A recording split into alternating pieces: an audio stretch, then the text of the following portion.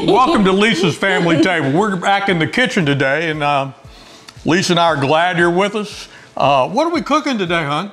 Well, we're creating a new way of talking about cooking. You want to hear it? Oh, I do. Have you ever heard of buy one, get one, BOGO? BOGO. I've heard of BOGO, SCOTUS, POTUS. I know all those things. And I know about LSR, Lisa's steak rub, too. I know. You get to, you're the recipient. I did pretty good, huh? Yeah, you did really good. Well, I was thinking about it when they first introduced BOGO. No, but that didn't make sense to anybody. And so I'm introducing a new term that I call COGO. Cook one, get one. And so when you go to the big box manufacturers and you buy a large pack of chuck roast, I mean, you either have to freeze it or you're making a bunch of food and you're eating leftovers that are the same and get boring day after day, or you're just lucky because you've got a giant family and they can consume it all. So with Cook One, Get One, this is our new series. We're going to cook an LSR, Lisa Steak Rub pot roast, and then we're going to show you 2 more recipes to come out of that. The first recipe that's going to come out of it is a mushroom barley soup, which is going to be delicious. And the second one is we're going to go completely old school. This is actually one of Russell and my favorite. Yeah. What are we going to do? Your favorite? Oh yeah, we're talking about hot roast beef sandwiches with, you know, on open faced bread with gravy and mashed potatoes. It's a simple dish, but it's a staple in a lot of restaurants around this country. Well, it was so funny because Russell, he was at lunch with a friend yesterday and he actually ordered that knowing that we were going to be cooking it today. And he said, oh my gosh, it just comes nowhere close to the one that we make. That's right. And so I would just say that, you know, good food does take a little bit of investment of time. But knowing that we're going to cook one, get one, we're maximizing the value of our time, and we're also not eating boring food by eating the same thing repetitively. Okay, so I'm going to go ahead and I'm going to cut this up, but I want to just kind of walk through some of the ingredients. I had some leeks in my refrigerator, so I'm using them, and you can see I've washed them, but there's dirt coming out of them. So I'm going to talk to you a little bit about that because they come out of the ground. They have a lot of dirt in them, even though I've washed them, and I'll show you how to clean those up. I've got a couple of stalks of celery. I've got some new carrots. I didn't take the skin off of them because they're new, but they have been washed thoroughly. I've got an extra onion, and I've got some small potatoes here. Then I also took some herbs. I've just got some rosemary here and some sprigs of thyme, and I've tied them because that way when done cooking, I'm just gonna pull this out and throw it away because it will have done its business. And I've got a little bit of parsley that I'm gonna put in there too. And then I've got my homemade beef stock, but you are more than welcome to use a box stock, just use unsalted. And I have a little bit of my demi-glace, which is basically the beef stock that's been reduced down by about half. So you can take the beef stock out of the box, put it on the stovetop and reduce it down to about 2/3 or to a half, and you'll be fine to go with the mixture that I'm creating here. So let's deal with the dirty piece here, which is these leeks, because once we're done cleaning these, we're going to have to clean up our space, okay? So leeks, you know, even though on the outside I've washed them, there's a lot of dirt on the inside of them. So I'm cutting it down this way, and then I'm gonna cut it this way, okay? There's different things you'll see where they say, well, cut it up, put it in a pan, in a colander and rinse it that way, but this is a lot easier. So you can see that it has quite a bit of dirt in it. And so then I'm just gonna take this under the sink and I'm going to rinse it thoroughly to get all of that dirt out. Russell's gonna help me with that. Okay. That way you don't have to dirty a bunch of dishes. I am not a super big fan of doing dishes, but I'm super OCD for anybody that knows me. So I can't stand having a dirty kitchen. So I just try to minimize the amount of dishes. So you can see, because these are organic, there's a considerable amount of dirt in them. I'm gonna hand this one to Russell too. I also have some garlic that I'm gonna put in. I just forgot to mention that earlier. So I'm gonna set that aside there. I've got a Dutch oven. You really need a heavy bottom pan. And I'm gonna go ahead and get that turned on because I want it to start heating. I'm not gonna put my oil in it because I don't want my oil to get, you know, burned or get rancid because I'm gonna use olive oil. It doesn't have as high of a smoke point.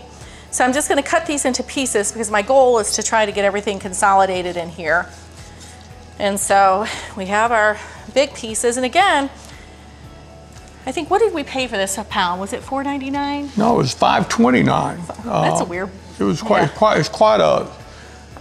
a bargain, actually. It was a real big bargain. So we paid $5.29 for it, and I think the whole package of the meat was what, $28? 28. We had a little bit over 5.5 pounds. I bring this up because I mean the cost of meat has really gone up, and you can see this is quite a lot.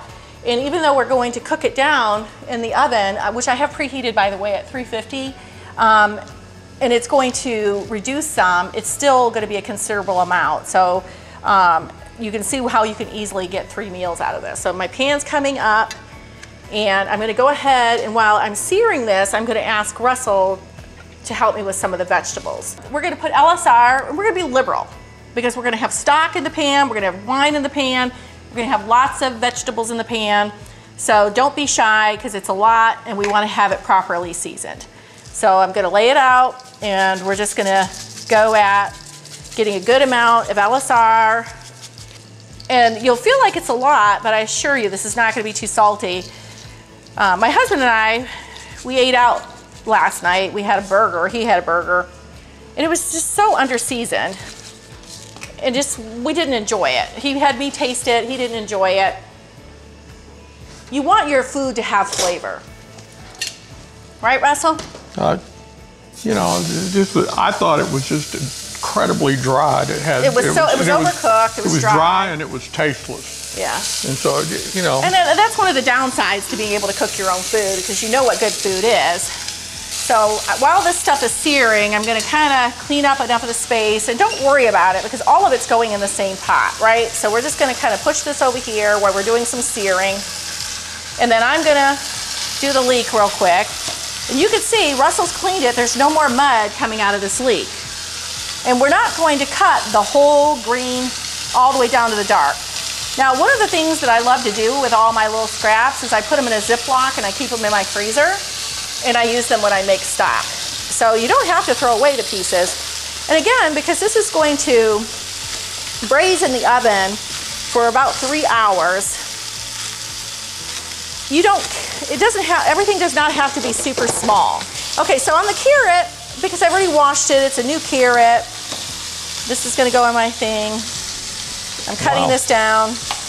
And then this is what I'm doing with the carrot. So basically, on the carrot, what I've done is I want pieces that are big enough that are going to withstand the amount of cooking time so I can have some toothsomeness. I don't want it to fall apart and be carrot mush in there.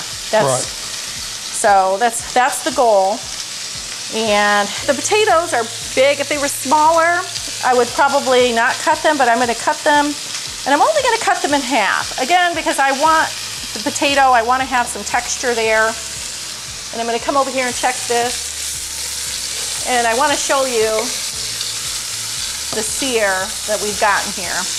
And the reason you want to sear is a lot of people say you're searing it to sear the juices in. That's actually not correct.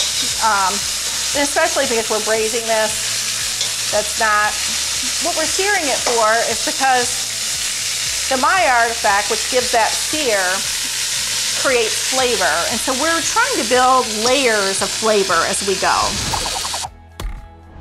Okay, so on the onion, what we want to do on the onion is I want to cut the ends off like this. Okay. Remember, this is going to be cooking for 3 hours, so we don't need everything to be super small, including the onion.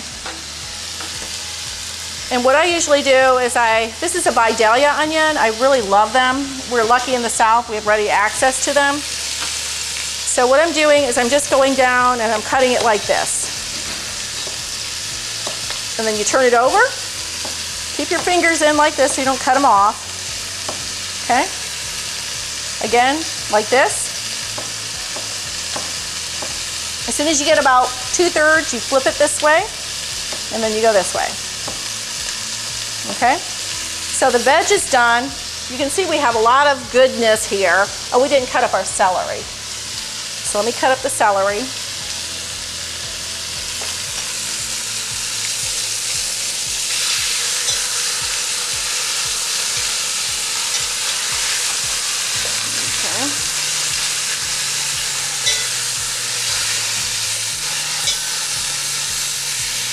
Okay. Now on the celery, I don't want necessarily big pieces of this. This might be the breaking of the rule that I've mentioned before. I want it to flavor it, but I don't want a big, huge piece of celery in my mouth. So I'm cutting them in half, and then I'm just doing a finer dice on these. So I've got, I guess, about 6 or so small carrots, 2 celery stalks. So now my meat is all done.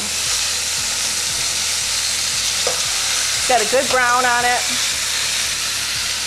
And we're gonna go in. I'm gonna take a piece out here because I want to get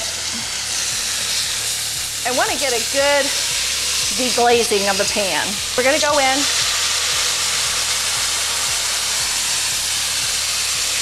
That's about 3/4 of a cup of wine. And I'm gonna grab a wooden spoon here. And you're just gonna scrape all those little bits off the bottom because that's just building flavor again. Okay. You know, when I was growing up, my mom always made a pot roast and she used one of those onion soup mix deals. And that's delicious too. But this is just adds so much more depth and complexity and flavor. So now what I'm gonna do is I'm gonna start putting all my wonderful veg in here. And all of this stuff I'm doing with my what I would call mirepoix first, which is my onion, celery, and my leeks. Mirepoix would also include carrots, but here we're intentionally trying to keep those carrots intact. Put all these beautiful vegetables in here, tuck them in.